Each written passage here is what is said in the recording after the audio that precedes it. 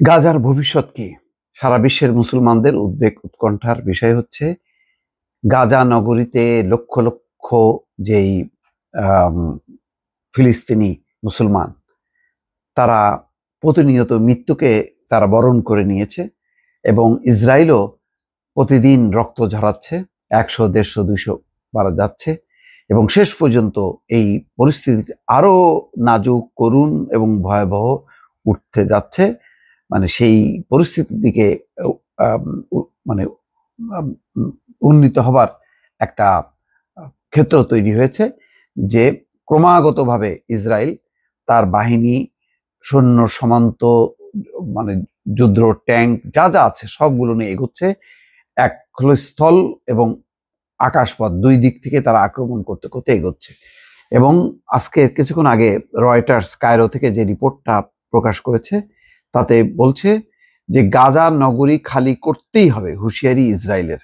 মনে আছে এই গাজা খালি করার জন্য কিন্তু ট্রাম্প ক্ষমতায় এসেই বলেছিল এবং বলেছিল যে তাদেরকে জর্দান, মিশর এইসব জায়গায় স্থানান্তর করা হবে। ওইসব দেশ একযোগে বলেছে যে এটা অসম্ভব।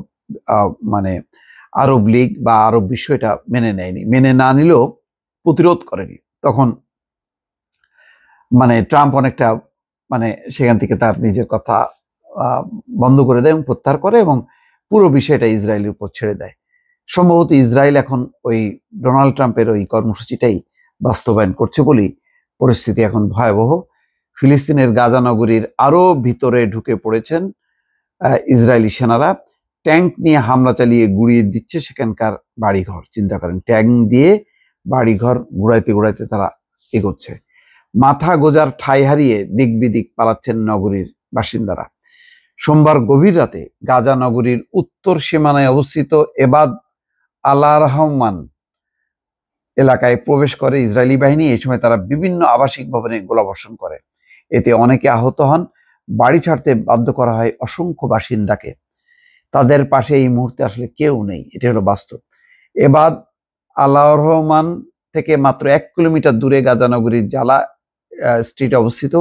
সেখানকার বাসিন্দা সাদ আবেদ বলেন, হঠাৎ শুনতে পেলাম এবাদ আল্লাহরহ মানে ট্যাঙ্ক ঢুকে পড়েছে। এর মধ্যে বিস্ফোরণের শব্দ তীব্র হতে থাকে। দেখি মানুষজন আমাদের এলাকায় পালিয়ে আসছেন। যুদ্ধবিরতি না হলে আমাদের বাড়ির সামনেই ট্যাঙ্ক দেখতে পাবো। অর্থাৎ যুদ্ধবিরতি যদি না হয় তাহলে ওই ট্যাঙ্ক আরো ভিতরে ঢুকে চলে আসবে, ১ কিলোমিটার ভিতরে ঢুকে যাবে। ইসরায়েল জানিয়েছে তারা গাজা নগরীতে নতুন করে অভিযান শুরুর প্রস্তুতি নিচ্ছে। তাদের দাবি হামাসের শেষ ঘাঁটি সেখানে অবস্থিত। অপরদিকে উপত্যকাটির প্রায় ২২ লাখ মানুষের অর্ধেকই এখন সেখানে বসবাস করছেন। তারা যাবে কোথায়? যাওয়ার আর কোনো রাস্তা নেই। হামলার কারণে ইতিমধ্যে হাজার হাজার মানুষ এলাকা ছেড়েছেন।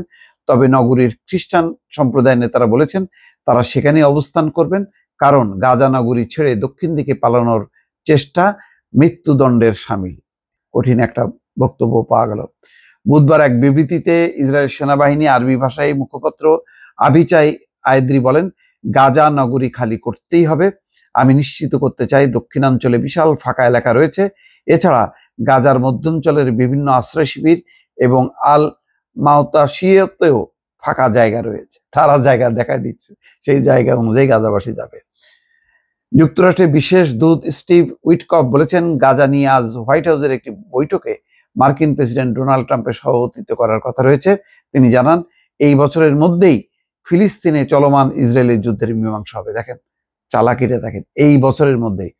এখন কেবল হলো August, September, October, November, December, আরো ৫ মাস যুদ্ধ বহন করার ক্ষমতা আছে গাজাবাসীর, ফিলিস্তিনিদের নেই। তার মানে হচ্ছে চালাতে থাকা আরো ৫ মাস এই বছরের মধ্যেই। মানে কি একটা সময় সীমা দিল। অথচ ইউক্রেন বলে যে আজকেই কালকেই বন্ধ করতে হবে, কিন্তু গাজার ক্ষেত্রে সেটা নেই। মানে সেই সময় সীমাটা আছে ইউক্রেনের ক্ষেত্রে। ইউক্রেনের জন্য যতটা দরদ, গাজার জন্য ততটা দরদ দেখা যায় না ডোনাল্ড ট্রাম্পের।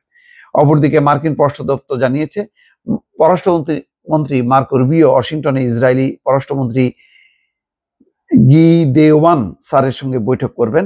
গাজার স্বাস্থ্য মন্ত্রণালয় বলেছে, গত ২৪ ঘন্টায় উপত্যকাটিতে অনাহার এবং অপুষ্টির কারণে ১০ জনের মৃত্যু হয়েছে, এর মধ্যে ২ জন শিশু রয়েছে। এই নিয়ে যুদ্ধের মধ্যে এখন পর্যন্ত ৩১৩ জনের মৃত্যু হলো, যার মধ্যে 119 জনই শিশু।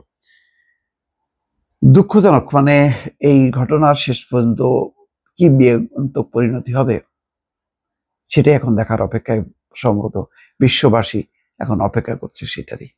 ভালো থাকবেন। আল্লাহ হাফেজ।